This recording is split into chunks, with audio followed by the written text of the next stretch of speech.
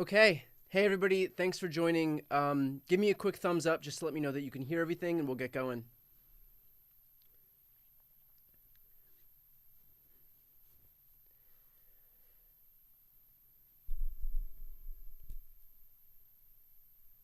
Okay.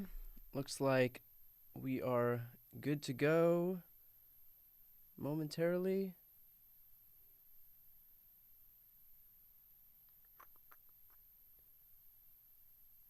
Cool. Okay, we got the thumbs up. Let's do it. So you may have heard by now, but within the last few minutes, it was just announced that officially Katie Hobbs has won the gubernatorial race in Arizona.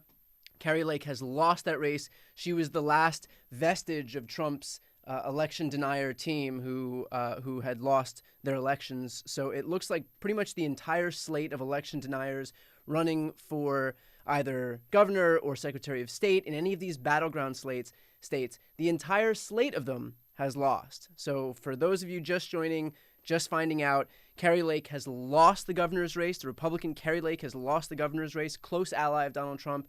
Katie Hobbs will be the next governor of Arizona. That state has been flipped blue. So that is some really good news.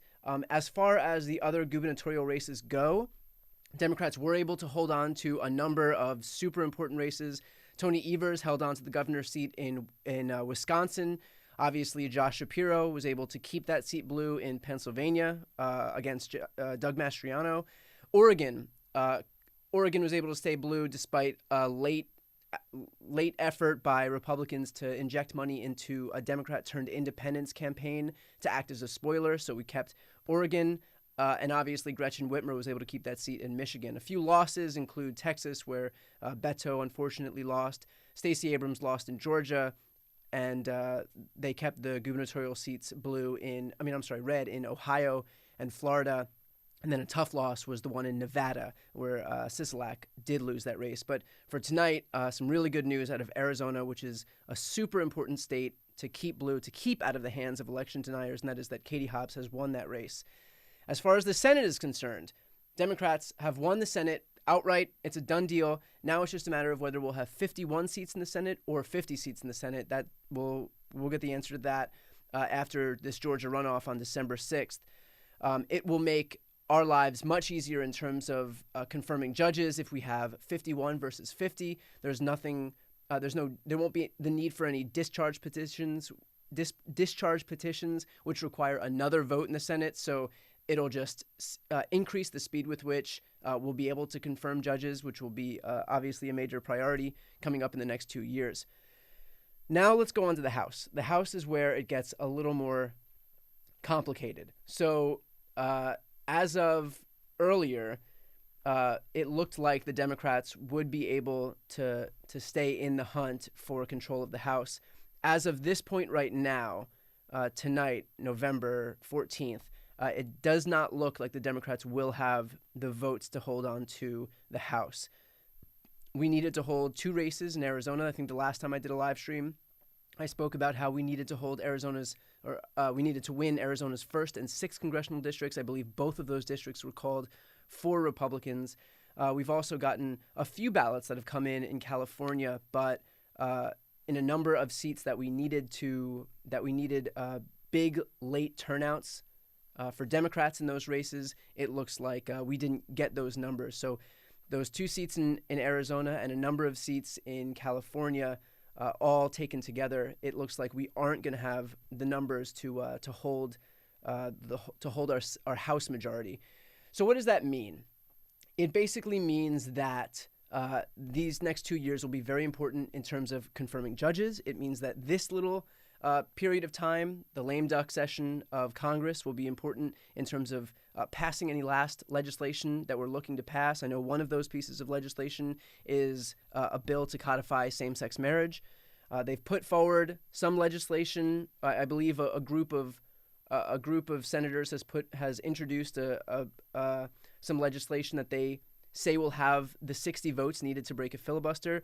Although I've read that legislation, and one of the provisions is called the Respect for Marriage Act. One of the provisions says the bill would guarantee that that valid marriages between 2 individuals are given full faith and credit regardless of the couple's sex, race, ethnicity, or national origin, but the bill would not require a state to issue a marriage license contrary to state law. So that bill doesn't actually codify same-sex marriage. It just says that basically the federal government would recognize a marriage between 2 individuals if the marriage was valid in the state that it was performed. So we don't really need a bill to say that the federal government will recognize a same-sex marriage if they were able to get a same-sex marriage in the states. We need a bill saying that the federal government mandates that all of the states allow for same-sex marriage. That's what a bill actually codifying same-sex marriage would be. So in any case, it looks like they got some iteration of a same-sex marriage protection introduced or ready to go in the Senate here, but I'm hoping that they are able to bring this back and get something a little more effective. So that's what it'll look like right now. I did just read a report that was from NBC News, basically a scoop from Scott Wong at NBC News that said that Don Bacon, who is a Republican congressman from Nebraska, told NBC News that he's willing to work with Democrats to elect a moderate speaker if 218 Republicans, 218 is that magic number for the majority, can't agree on a candidate. So right now there is a lot of infighting between Republicans in terms of who is going to be able to secure enough votes to be speaker. Now, Kevin McCarthy is obviously who we would assume, the de facto choice, but a bunch of conservatives are saying that he isn't going to be able to be conservative enough. And so they need to, I think Andy Biggs is going to present himself as an alternative to Kevin McCarthy. Andy Biggs, obviously a House Freedom Caucus member, super extremist Republican. Which, by the way, just as an aside, for these extremist Republicans to view themselves as the answer when it was a bunch of election deniers and MAGA candidates, America First candidates, who lost this latest midterm election at a way higher rate than moderate Republicans, for them to come and think that they have any leverage just goes to show you the delusion that we're working with here.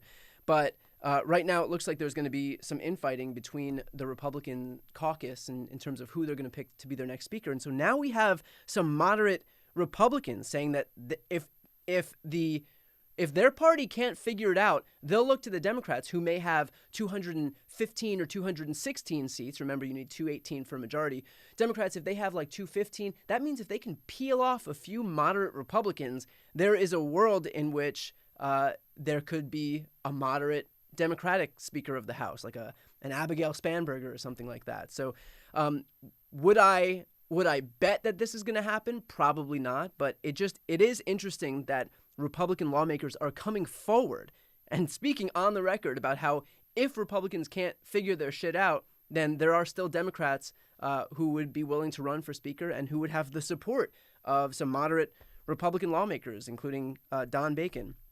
And by the way, I know that we're going to have a number of moderate Republicans who've just won races in upstate New York. These people are not of the Marjorie Taylor Greene wing of the party, and they know that if they want to keep, their victories in, if they want to keep their seats in what are pretty precarious districts. Again, these are people that only won by a couple of percentage points over their Democratic opponents.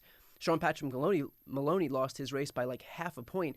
If those people want to keep their seats in 2 years and they've aligned themselves with Marjorie Taylor Greene, who might win elections up in northern Georgia but not in upstate New York, they know that if they coddle the crazies in the Republican Party, they're not going to keep their jobs for very long. So there might be something of an incentive structure for these Republicans to possibly go this route and maybe side with Democrats to elect a moderate Democratic Speaker of the House. Again, probably wouldn't bet on that, wouldn't bank any money on that, but it is interesting that this is something that's being shared and distributed by Republican members of Congress. So with that said, one more race I want to focus on right now is Lauren Boebert's race in Colorado's 3rd Congressional District. If you follow this channel, you probably saw my interview with Adam Frisch. It's already got like 1.6 million views in the last day. He explained that there were approximately 3,000 to 5,000 outstanding ballots. He's currently trailing Lauren Boebert by about 1,100 votes.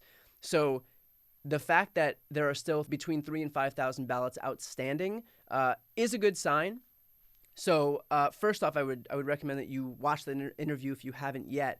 But second of all, if you live in Colorado's 3rd Congressional District, if you know someone who lives in Colorado's 3rd Congressional District, there is a major push underway right now to get people to cure their ballots. To cure your ballot means that there might have been a minor error. There's an error with a signature or a date or something like that.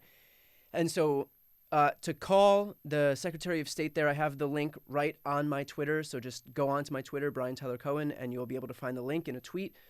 Just go onto that site and you'll be able to find any information you need about curing your ballot. There are, I believe, about 1,000 ballots that need to be cured. Democrats have been very aggressive in terms of doing exactly that. So if that's some information that you could share, if you have circles of people who do live in Colorado, Colorado's 3rd Congressional District specifically, then definitely share that to your people, because something like that can absolutely make the difference in that race. So with that said, I think that's the main top lines right now. Again, for people joining late, Kari Lake has lost the race for governor in Arizona. Katie Hobbs is the new Democratic governor of the state of Arizona. She will be able to flip that state, so a good number of results coming in from that state. We've also got Blake Masters, who lost, the Republican, and Mark Kelly has kept his job as senator of Arizona. So more good news out of Arizona. Also, for people just joining, it does not look like the Democrats are going to have the seats that they need to keep their majority in the House. It looks like it'll probably be in the ballpark of 215 to 220, 216 to 219, something like that. So Republicans only need 218 seats for a majority in the House. Does not look like the Democrats are going to be able to hold on to that majority. But still, I would say, looking more broadly at this midterm cycle, still pretty much an unmitigated disaster for Republicans. And if you think that Republicans taking the House means that they're going to be able to make good on all their promises to impeach Joe Biden and investigate Hunter and open investigations into, litter boxes and school bathrooms and rainbow fentanyl and all the other Fox News fever dream talking points, I would say at this point that you're mistaken, because if Republicans are going to squander, use this tiny majority of what will probably be 2, maybe 3 seats, and just squander that time basically bullshitting and pandering to Laura Ingram's audience, that audience probably won't stick around for too long. So that's what I would say on that front. We're probably more likely to see a majority of Republicans who are more willing to actually pass some legislation, and they will need Democrats to do that, especially since Democrats are going to be able to hold on to the House. So, and if they don't, then it's a pretty good indication. It's a pretty good way to show people heading into 2024 the contrast between a Democratic-controlled Senate, where I guarantee you they will be passing legislation, versus a Republican-controlled House, where if they're going to do the whole Fox News thing and try to impeach Joe Biden and talk about Hunter Biden on an endless loop, then I think Americans are going to say that that might not be the best thing in terms of spending our hundreds of thousands of tax dollars on all of these people's individual salaries. So we'll see what happens on that front. Someone is asking about Katie Porter in the comments right now. Katie Porter had a 5,000 vote lead. I believe that was cut in half. So Katie Porter, a bunch of Orange County Democrats had some pretty bad margins come in the latest vote returns that came in this evening. So I believe that they've called a couple of races in Republicans' favor. I believe that Representative Steele, the Republican, has kept her seat. I think that Chen, who is the Democrat, has also lost his race. So a couple of losses out in California this evening, as Republicans were able to garner some pretty major vote totals in their favor. So, but we still don't know who won in the Katie Porter race. That race has not been called. Katie Porter is still leading, though, so that's good news out of that race. And as I get more information, I'll come and do another live stream, and we'll talk about those races as well. But as for right now, just the major top lines is that Katie Hobbs will be the next governor of Arizona, so that is unequivocally good news, especially since she was running against somebody pretty vile in Kari Lake. So the gubernatorial races are all pretty much settled at this point. We're just waiting on one more Senate race. That's Herschel Walker and Raphael Warnock in Georgia. That'll be on December 6th. Do not sleep on that race. That'll be super important, especially in terms of having a clearer runway to confirm judges in these next 2 years. And we'll wait on these House races. We should find out some more information. I believe Wednesday is the last day that we'll get a number of these ballots in. So within the next 48 hours, we should have a lot more answers than we do right now, especially in terms of these House races. But I do not believe at this point right now where we're at, the Democrats are going to have the votes, are going to have the seats to have a majority in the House. So that's where we stand right now. To continue following along with me, please subscribe to this channel. That is the best way to support what I do. It's the best way to continue to hear these live streams as we continue to get more of these results in. So definitely hit the subscribe button. Doesn't cost you anything. Best way to support my work. And as soon as I have more information about Lauren Boebert's race, which is still outstanding. We haven't had any new information in the last few days. Lauren Boebert is still leading by about 1,100 votes with about 3,000 to 5,000 votes outstanding. As soon as I have more information on that race, on Katie Porter's race, on a number of these other California races that we're waiting for the results on, like Will Rollins out in California's 41st Congressional District. As soon as I have any of that information, I'll come and do another live stream right here on YouTube. So hit the subscribe button, and you'll be alerted when I go live again. So with that said, thank you for watching. I appreciate it. Give me a quick subscribe to this channel, and I'll see you soon. Thanks.